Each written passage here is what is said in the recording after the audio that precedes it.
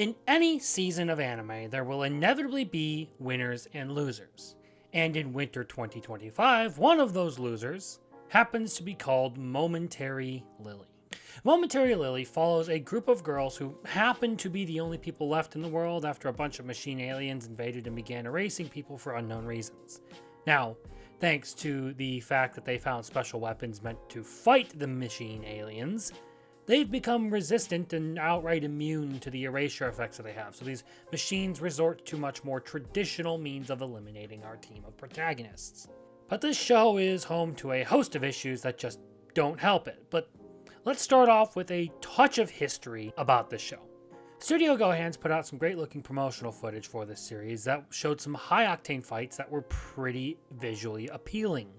And now after seeing it at the time, I was skeptical as to whether the series would have a good story or not, given the history of projects like this. And as it turns out, I was right to be skeptical.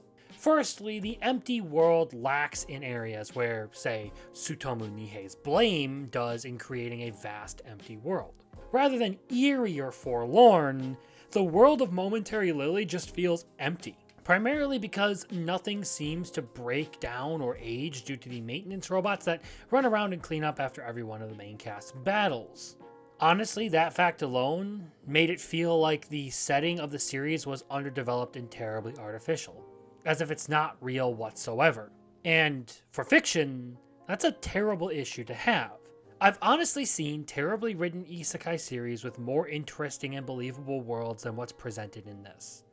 Whereas the emptiness of worlds like Blame and Heavenly Delusion lend to the apocalyptic end of days atmosphere that they have, the world of Momentary Lily only really makes it seem that much less thought through. There's no people, yet everything looks pristine and almost photorealistic. In fact, that's one of the other elements to this that makes it seem so uncanny in all the wrong ways. The very visible difference in the many layers of animation used between backgrounds, foreground objects, and the characters themselves. There are times where you can clearly tell something is made in a completely different style than the character operating within the scene, and that lends even more to the feeling that they've just been plopped down into a falsified world on top of not looking terribly good. But were that alone the issue, the series would probably still survive scrutiny. The bigger issue is the downright brain rot dialogue in this series that does nothing but make it feel like a hyperactive spaz fest full of flashing lights and explosive action. Now, a series that survives on fight animation isn't exactly new. This season, there are two that I think survive entirely on their action sequences, Solo Leveling and Sakamoto Days. The difference between those two series and this one is that they have their focus on a small number of characters with distinctive personalities built on a bit more than a single quirk, and the writing is still serviceable enough to give the series just enough substance for enjoyment. Their characters have clear boundaries between each other and can be largely distinguished from each other in terms of personality, whereas Momentary Lily's cast feels as though they all blend together into one overly quirky ball of chaos that doesn't help the show in any way. There's no humor to the interactions between characters, and there's nothing terribly compelling about their writing or background either. They're almost all too spastic and eccentric for their own good, sometimes spouting what effectively comes across as absolute gibberish in a conversation and making it hard to even comprehend what's going on right in front of you. And don't get me started on their attitude towards the world at large.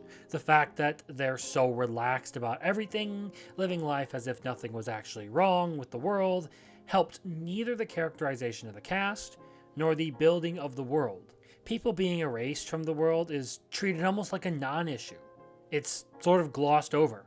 So this series was ultimately just a flashy but uncompelling project, and even the flashy parts weren't as great as what was presented in the promotional material.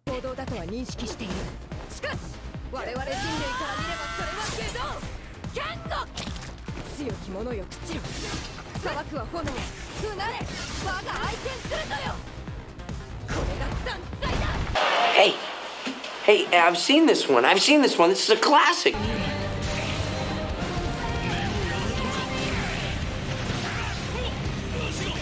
The only part that I truly found interesting was the almost magical girl-esque concept behind it, with all our female cast and their specialized weapons with different abilities. But that's about where my interest in it stops. It's certainly a unique attempt at something new, but not a good one.